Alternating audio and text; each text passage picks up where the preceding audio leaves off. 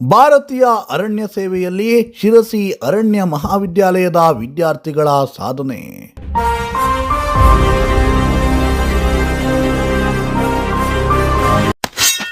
ಬಸವರಾಜ್ ಕೆಂಪುವಾಡ ದೇಶಕ್ಕೆ ಪ್ರಥಮ, ದೀಕ್ಷಿತ್ಗೆ 14ನೇ ರ್ಯಾಂಕ್.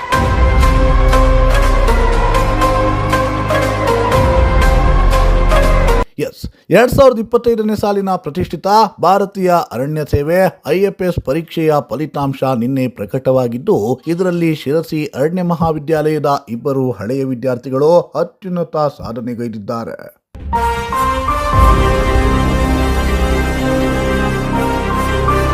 ಹೌದು, ಶಿರಸಿ ಫಾರೆಸ್ಟ್ರಿ ಕಾಲೇಜಿನ ಹಳೆಯ ವಿದ್ಯಾರ್ಥಿ ಬಸವರಾಜ್ ಕೆಂಪುವಾಡ ಅವರು ದೇಶಕ್ಕೆ ಪ್ರಥಮ ರ್ಯಾಂಕ್ ಗಳಿಸಿದರೆ, ದೀಕ್ಷಿತ್ ಎನ್ 14ನೇ ರ್ಯಾಂಕ್ ಪಡೆದು ರಾಜ್ಯ ಮತ್ತು ನಮ್ಮ ಶಿರಸಿ ಫಾರೆಸ್ಟ್ರಿ ಕಾಲೇಜಿನ ಹಿರಿಮೆಯನ್ನ ರಾಷ್ಟ್ರ ಮಟ್ಟದಲ್ಲಿ ಬೆಳಗಿದ್ದಾರೆ.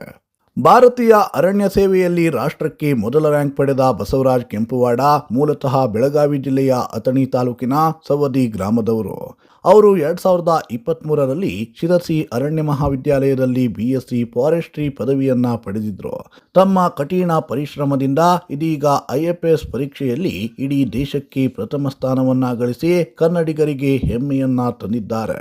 ಇನ್ನು ತುಮಕೂರಿನ ಹಿರೇಹಳ್ಳಿಯವರಾದ ದೀಕ್ಷಿತ್ ಎನ್ ಸಹ ಇದೇ ಮಹಾವಿದ್ಯಾಲಯದಲ್ಲಿ 2020ರಲ್ಲಿ BSc ಪದವಿಯನ್ನ ಪೂರೈಸಿದ್ರು.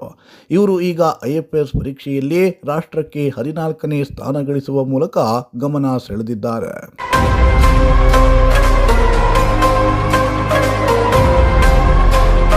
ಈ ಇಬ್ಬರು ವಿದ್ಯಾರ್ಥಿಗಳ ಸಾಧನೆಯು ಶಿರಸಿ ಅರಣ್ಯ ಮಹಾವಿದ್ಯಾಲಯದ ಶೈಕ್ಷಣಿಕ ಗುಣಮಟ್ಟಕ್ಕೆ ಸಾಕ್ಷಿಯಾಗಿದೆ. ಇವರ ಈ ಅಭೂತಪೂರ್ವ ಸಾಧನೆಗೆ ಕಾಲೇಜಿನ ಡೀನ್ ಡಾಕ್ಟರ್ ವಾಸುದೇವ ಹಾಗೂ ಎಲ್ಲ ಶಿಕ್ಷಕ ವೃಂದದವರು ಹರ್ಷವನ್ನ ವ್ಯಕ್ತಪಡಿಸಿ ವಿಶೇಷ ಅಭಿನಂದನೆಗಳನ್ನ ಸಲ್ಲಿಸಿದ್ದಾರೆ. IFS ಪರೀಕ್ಷೆಯಲ್ಲಿ ಐತಿಹಾಸಿಕ ಸಾಧನೆ ತೋರಿದ ಈ ಇಬ್ಬರು ಯುವ ಕನ್ನಡಿಗರಿಗೆ ಮುಖ್ಯಮಂತ್ರಿ ಸಿದ್ದರಾಮಯ್ಯ ಅವರು ಕೂಡ X ಮೂಲಕ ಅಭಿನಂದನೆಗಳನ್ನ ಸಲ್ಲಿಸಿದ್ದಾರೆ.